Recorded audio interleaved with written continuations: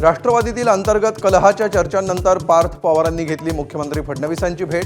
काल रात्री पार्थ पवार वर्षा निवासस्थानी, तर भेटीला राजकीय महत्त्व देण्याची गरज नाही, मुख्यमंत्र्यांचं स्पष्टीकरण।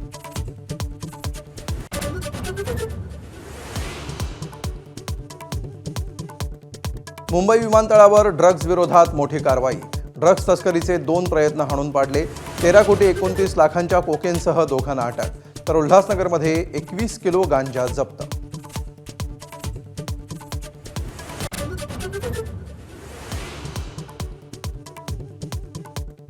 ठाण्यातील मुरबाडच्या वाघवाडीमध्ये भीषण पाणी टंचाई।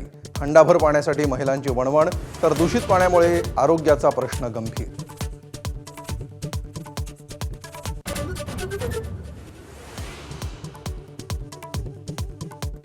पुण्यातील टीडीआर प्रकरणी ज्येष्ठ अभिनेत्री उषा चव्हाणांना दिलासा। टीडीआर व्यवहाराला उपमुख्यमंत्री शिंदेंकडून तात्पुरती स्थगिती। उषा चव्हाणांनी मानले शिंदेंचे आभार।